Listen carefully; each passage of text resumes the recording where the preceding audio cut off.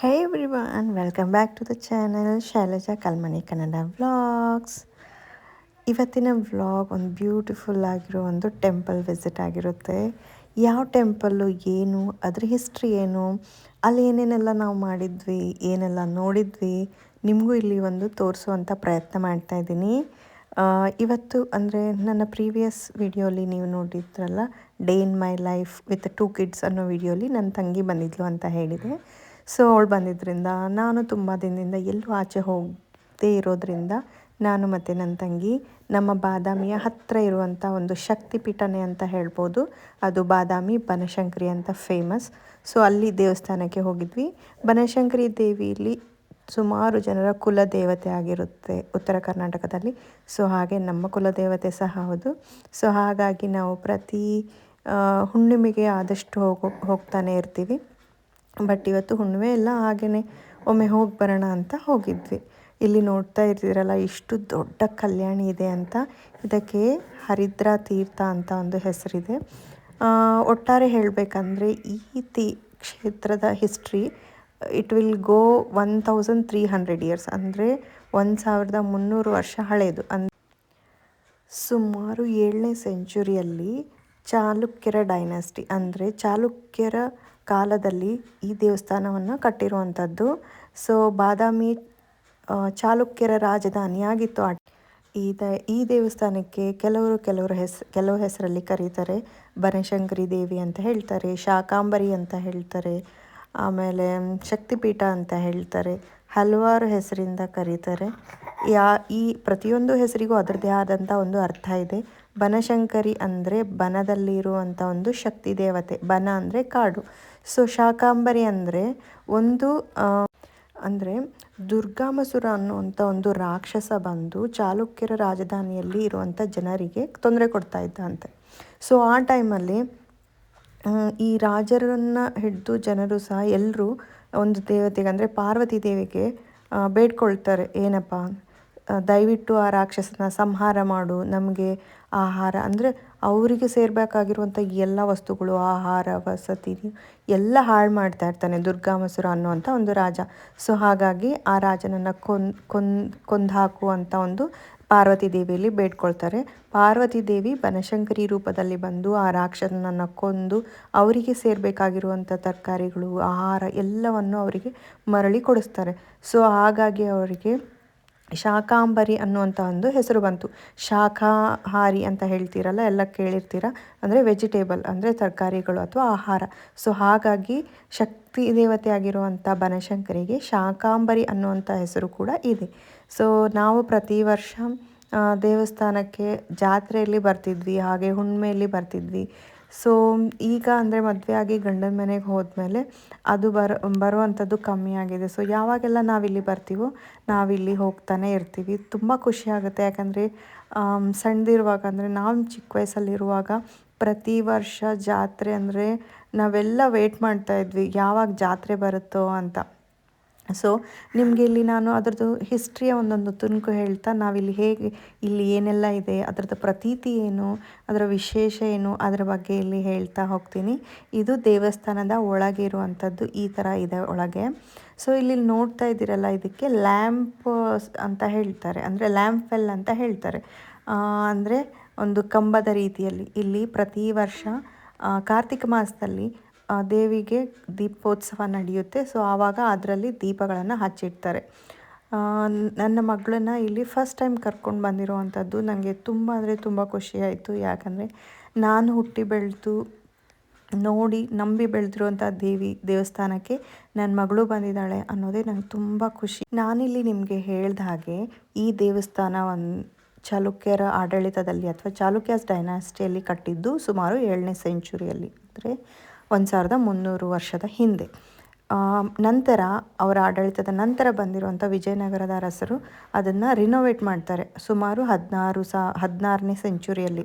ಅಂದರೆ ಮುಂಚೆ ಒಂದು ದೇವಸ್ಥಾನ ಮಾತ್ರ ಕಟ್ಟಿರುವಂಥದ್ದು, ಆದರೆ ಅದರ ನಂತರ ಕಲ್ಯಾಣಿ, ಅಂದರೆ ಹರಿದ್ರಾ ತೀರ್ಥ ಅಂತ ಏನು ನನ್ನ ವಿಡಿಯೋದ ಸ್ಟಾರ್ಟಿಂಗಲ್ಲಿ ಇತ್ತಲ್ಲ ಅದು, ಇಲ್ಲಿ ನೋಡ್ತಾ ಇದ್ದೀರಲ್ಲ, ಇದಕ್ಕೆ ಪದ್ಮತೀರ್ಥ ಅಂತ ಹೇಳ್ತಾರೆ. ಇದು ಒಂದು ಬಾವಿ ಆ್ಯಕ್ಚುಲಿ. ಸೊ ಬಾವಿಯಲ್ಲಿ ನಾನಿಲ್ಲಿ ಕೇಳಿರೋ ಹಾಗೆ ಈ ಬಾವಿಯಲ್ಲಿ ಯಾವತ್ತೂ ನೀರು ಇಂಗಲಿಲ್ಲ, ಅಂದರೆ ಯಾವತ್ತೂ ನೀರು ಕಮ್ಮಿ ಆಗಲಿಲ್ಲ ಅನ್ನುವಂಥ ಒಂದು ಪ್ರತೀತಿ ಸಹ ಇದೆ. ಸೊ ಇದಕ್ಕೆ ಪದ್ಮತೀರ್ಥ ಅಂತ ಹೇಳ್ತಾರೆ. ಇದೇ ನೀರಿಂದ ದೇವಿಯ ಅಭಿಷೇಕ ಆಗುತ್ತೆ, ದೇವಿಗೆ ಪ್ರತಿದಿನ ಒಂದು ಅರ್ಚನೆ ಆಗುತ್ತೆ ಅಂತ ಹೇಳ್ತಾರೆ.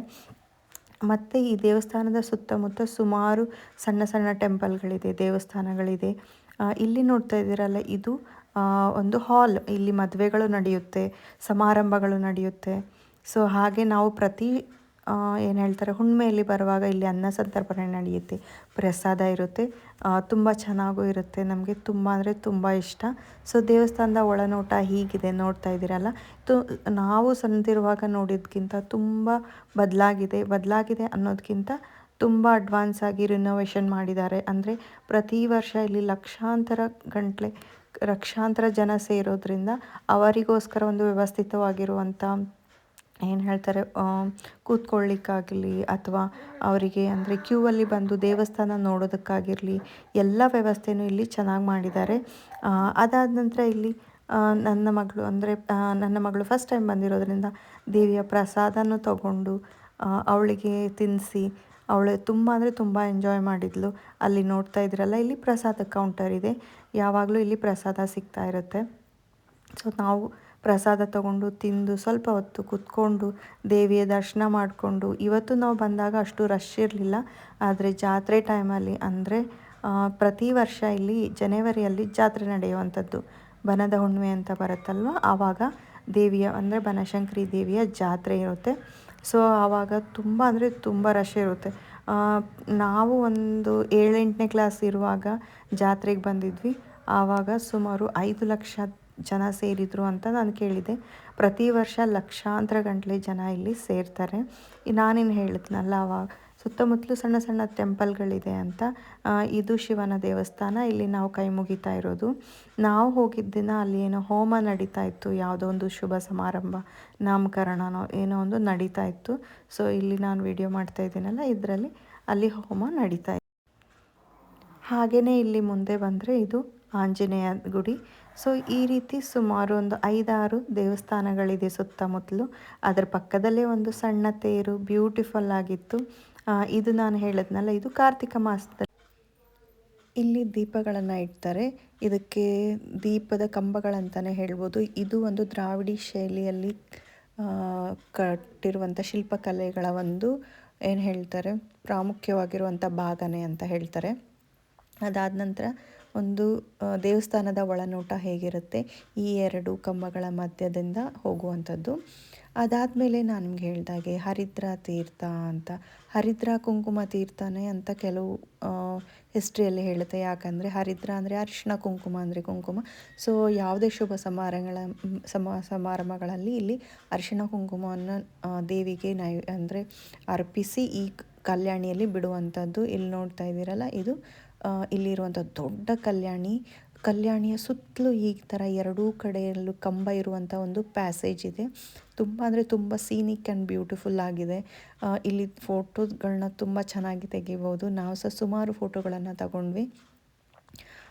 ಮತ್ತು ಇಲ್ಲಿ ಮಗುವಿಗೆ ದೃಷ್ಟಿ ಆದರೆ, ಮಗುವಿಗೆ ನಾಮಕರಣ ಆದರೆ, ಮತ್ತು ದೇವರಲ್ಲಿ ಬೇಡ್ಕೊಂಡಂದರೆ, ಇಲ್ಲಿ ಶಕ್ತಿಪೀಠ ಅಂತ ಹೇಳಿದ್ನಲ್ಲ, ಮಗು ಆಗಲಿ ಅಂತ ಬೇಡ್ಕೊಂಡಿರೋರೆಲ್ಲ ಮಗುವನ್ನು ತೆಪ್ಪದಲ್ಲಿ ಬಿಡುವಂಥದ್ದು. ಅಂದರೆ ಬಾಳೆ ಎಲೆಯಿಂದ ತೆಪ್ಪ ಅಂತ ಇಲ್ಲಿ ಮಾಡಿಕೊಡ್ತಾರೆ, ತೊಟ್ಲು ಥರ. ಅದರಲ್ಲಿ ಮಗುವನ್ನು ಹಾಕಿ ಈ ದಂಡೆಯಿಂದ ಆ ದಂಡೆಗೆ ಬಿಡುವಂಥದ್ದು.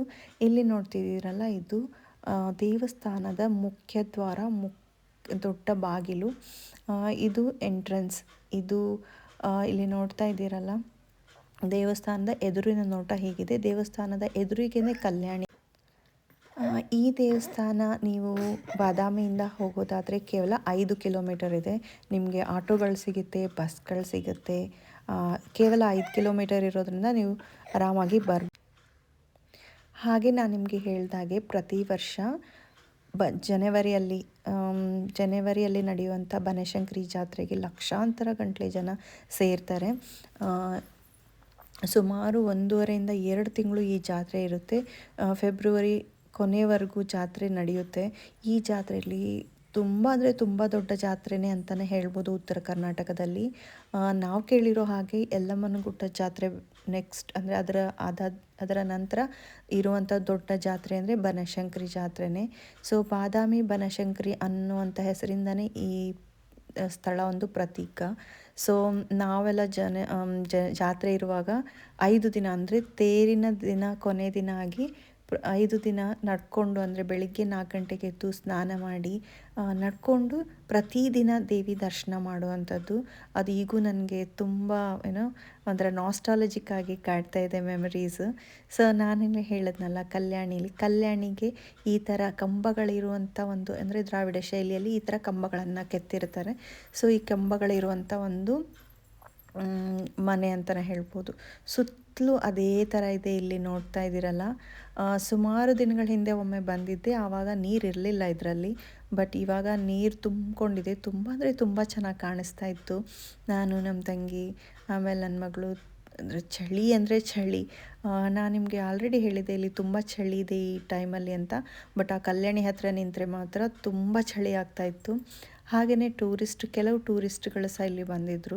ಯಾಕಂದರೆ ಡಿಸೆಂಬರ್ ಆಗಿರೋದ್ರಿಂದ ಡಿಸೆಂಬರಲ್ಲಿ ಸುಮಾರು ಸ್ಕೂಲ್ ಟೂರ್ಸ್ನ ಇಲ್ಲಿ ನಡೆಸ್ತಾರೆ ಕರ್ನಾಟಕದಲ್ಲಿ. ಸೊ ಹಾಗಾಗಿ ಕರ್ನಾಟಕದ ಬೇರೆ ಬೇರೆ ಜಿಲ್ಲೆಗಳಿಂದ, ಬೇರೆ ಬೇರೆ ಪ್ಲೇಸ್ಗಳಿಂದ ಮಕ್ಕಳನ್ನು ಈ ಬಾದಾಮಿ ಅಥವಾ ಉತ್ತರ ಕರ್ನಾಟಕದಲ್ಲಿರುವಂಥ ಹಿಸ್ಟಾರಿಕಲ್ ಪ್ಲೇಸಸ್ನ ತೋರಿಸೋಕ್ಕೋಸ್ಕರ ಶಾಲಾ ಪ್ರವಾಸ ನಡೆಸಿರ್ತಾರೆ. ನಾವು ಹೋದಾಗ ಸಹ ತುಂಬ ಜನ ಶಾಲೆ ಮಕ್ಕಳು ಕ್ಯೂ ಆಗಿ ನಿಂತ್ಕೊಂಡು ದೇವಸ್ಥಾನದ ಒಳಗೆ ಹೋಗ್ತಾಯಿದ್ರು. ಅಂದರೆ ಬೇರೆಲ್ಲ ಪ್ಲೇಸಸ್ಗಳನ್ನು ನೋಡ್ತಾಯಿದ್ರು. ಸೊ ಆವಾಗ ನನಗೆ ಸಹ ನನ್ನ ಸ್ಕೂಲ್ ಟೈಮಲ್ಲಿ ಹೋಗಿರೋ ಪ್ರವಾಸದ ನೆನಪುಗಳು ಬರ್ತಾಯಿತ್ತು. ಸೊ ಇಲ್ಲಿ ನೋಡ್ತಾ ಇದ್ದೀರಲ್ಲ, ದೇವಸ್ಥಾನದ ಹೊರ ನೋಟ ಹೇಗಿದೆ. ಆ್ಯಕ್ಚುಲಿ ಜಾತ್ರೆಯಲ್ಲಿ ಬಂದರೆ ಅಥವಾ ಹುಣ್ಣಿಮೆಯಲ್ಲಿ ಬಂದರೆ ನಿಮಗೆ ತುಂಬ ಅಂದರೆ ತುಂಬ ರಶ್ ಆಗಿರುತ್ತೆ. ಈ ಥರ ಪೀಸ್ಫುಲ್ಲಾಗಿ, ಅಂದರೆ ಈ ಥರ ಖಾಲಿ ರೋಡ್ಗಳು ಕಾಣಿಸಲ್ಲ. ಬಟ್ ನಾವು ಮಧ್ಯ ದಿನದಲ್ಲಿ, ಅಂದರೆ ಹುಣ್ಣಿಮೆನೂ ಆಗಿರುತ್ತೆ ಅಥವಾ ಜಾತ್ರೆನೂ ಇರುತ್ತೆ, ಒಂದು ಮಧ್ಯದ ದಿನದಲ್ಲಿ ಬಂದರೆ ನಿಮಗೆ ಈ ಥರ ಆರಾಮಾಗಿ ಓಡಾಡಿಕೊಂಡು ನೋಡೋಕ್ಕೆ ತುಂಬ ಅಂದರೆ ತುಂಬ ಚೆನ್ನಾಗಿರುತ್ತೆ. ಆಮೇಲೆ ಇನ್ನೊಂದು ಹೇಳಬೇಕು, ಜಾತ್ರೆಯಲ್ಲಿ ತುಂಬ ಅಂದರೆ ತುಂಬ ಫೇಮಸ್ ಆಗಿರೋ ಕರದಂಟುಗಳೆಲ್ಲಿ ಸಿಗುತ್ತೆ. ನನ್ನ ಫೇವ್ರೇಟ್ ಅಂತಲೇ ಹೇಳ್ಬೋದು. ಯಾಕೆ ಅಂದರೆ ಜಾತ್ರೆಯಲ್ಲಿ ಮಾತ್ರ ಅಮೀನ್ಗಢ ಕರದಂಟು, ಆಮೇಲೆ ಗೋಕಾಕ್ ಕರದಂಟು ನನ್ನ ಫೇವ್ರೇಟ್. ಸೊ ನೀವು ಯಾವಾಗಾದರೂ ಜಾತ್ರೆ ಬಿಟ್ಟು ಬೇರೆ ಟೈಮಲ್ಲೂ ಸಹ ಅದು ಸಿಗುತ್ತೆ ನಿಮಗೆ, ಇಲ್ಲ ಅಂತ ಅಲ್ಲ. ನೀವು ಬಂದರೆ ಡೆಫಿನೆಟ್ಲಿ ಟ್ರೈ ಮಾಡಿ. ತುಂಬ ಅಂದರೆ ತುಂಬ ಟೇಸ್ಟಾಗಿರುತ್ತೆ. ಇಲ್ಲಿ ಒಟ್ಟಾರೆ 2 ಕಲ್ಯಾಣಿ ಇದೆ, 2 ಹೊಂಡ. ನಮ್ಮ ಭಾಷೆಯಲ್ಲಿ, ಅಂದರೆ ನಮ್ಮ ಉತ್ತರ ಕರ್ನಾಟಕದಲ್ಲಿ ಹೊಂಡ ಅಂತ ಹೇಳ್ತೀವಿ. ಸೊ 2 ಇದೆ. ಒಂದು ಸರಸ್ವತಿ ಹೊಂಡ ದೇವಸ್ಥಾನದ ಬಲಭಾಗದಲ್ಲಿ, ಇದು ಹರಿದ್ರಾ ತೀರ್ಥ ದೇವಸ್ಥಾನದ ಎದುರುಗಡೆ ಇದೆ. ಹರಿದ್ರಾ ತೀರ್ಥ ತುಂಬ ಅಂದರೆ ತುಂಬ ದೊಡ್ಡದು. ಬಟ್ ಸರಸ್ವತಿ ತೀರ್ಥ ಅಥವಾ ಸರಸ್ವತಿ ಹೊಂಡ ಅಂತ ಏನು ಕರಿತೀವೋ ಅದು ಸ್ವಲ್ಪ ಸಣ್ಣದಾಗಿದೆ. ಅದು ತುಂಬ ಚೆನ್ನಾಗಿದೆ. ನಾವು ಆ ಕಡೆ ಹೋಗಲಿಲ್ಲ ಆ್ಯಕ್ಚುಲಿ. ಸೊ ಇಲ್ಲಿ ಏನು ನೋಡ್ತಾ ಇದ್ದೀರಲ್ಲ, ಈ ಜಾಗದಲ್ಲಿ ತೆಂಗಿನಕಾಯಿ, ಬಾಳೆಹಣ್ಣು, ಅಂದರೆ ದೇವರಿಗೆ ಬೇಕಾಗಿರುವಂಥ ಎಲ್ಲ ವಸ್ತುಗಳನ್ನು ಮಾರಾಟ ಮಾಡ್ತಾರೆ. ಹೂವು, ಹಣ್ಣು, ತೆಂಗಿನಕಾಯಿ, ಬಳೆ, ಸೀರೆ, ಅಂದರೆ ದೇವಿಗೆ ಮಡಿಲು ತುಂಬೋದಿದ್ರೆ.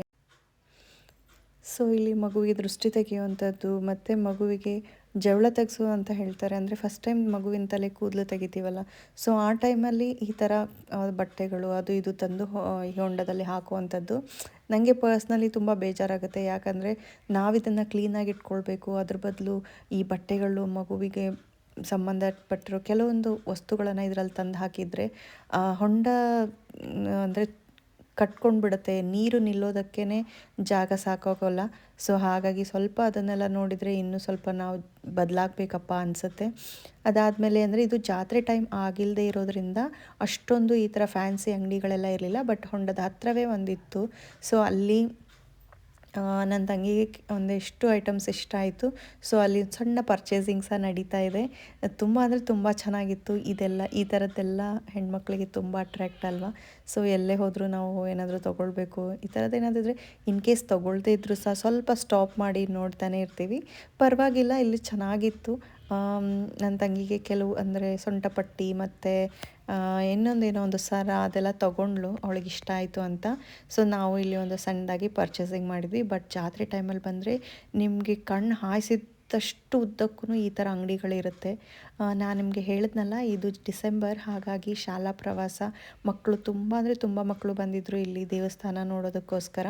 ಸೊ ನಾವು ಸಹ ಪ್ರತಿ ವರ್ಷ ಡಿಸೆಂಬರಲ್ಲಿ ಸ್ಕೂಲಲ್ಲಿರುವಾಗ ಬೇರೆ ಬೇರೆ ಪ್ಲೇಸಸ್ಗೆ ಹೋಗ್ತಾನೆ ಇದ್ವಿ. ಸೊ ಅದೇ ಥರ ಮಕ್ಕಳು ಸಹ ಇದು ಹಿಸ್ಟಾರಿಕಲ್ ಪ್ಲೇಸ್ ಆಗಿರೋದ್ರಿಂದ ಮಕ್ಕಳು ಪ್ರವಾಸಕ್ಕೆ ಬರ್ತಾರೆ, ಸ್ಕೂಲ್ ಪ್ರವಾಸಕ್ಕೆ. ಸೊ ಈ ಥರದ ದೇವಸ್ಥಾನ ಎಲ್ಲ ನೋಡಿಕೊಂಡು ಕಲ್ಯಾಣಿಯಲ್ಲಿ ಫೋಟೋ ತೆಗೆಸ್ಕೊಂಡು ಕಲ್ಯಾಣಿ ಸುತ್ತಲೂ ಓಡಾಡಿ ಹಾಗೆಯೇ ದೇವಿಯ ಆಶೀರ್ವಾದ ತಗೊಂಡು ಪ್ರಸಾದ ತಿಂದು ಇನ್ನೇನು ನಾವು ವಾಪಸ್ ಊರಿಗೆ ಹೋಗ್ತಾ ಇದ್ದೀವಿ. ಸೊ ಇಲ್ಲಿ ನಡ್ಕೊಂಡು ಹೋಗ್ತಾ ಇದ್ವಿ. ಆನ್ ದ ವೇ ನಮಗೆ ಜಾತ್ರೆ ಇದ್ದರೆ ತುಂಬ ಅಂದರೆ ತುಂಬ ರಶ್ ಇರುತ್ತೆ, ಬಟ್ ಜಾತ್ರೆ ಇಲ್ಲದೇ ಇರೋದ್ರಿಂದ ಸ್ವಲ್ಪ ಖಾಲಿ ಖಾಲಿ ಇತ್ತು. ಸೊ ಆನ್ ದ ವೇ ಕೆಲವು ಅಂಗಡಿಗಳಿಗೆ ಹೋಗಿ ನಮ್ಗೆ ಇಷ್ಟವಾಗಿರೋ ಕೆಲವು ವಸ್ತುಗಳನ್ನ ತೊಗೊಳ್ಳೋಣ ಅಂತ ನಾವಿಲ್ಲಿ ಹೋಗ್ತಾ ಇದ್ದೀವಿ.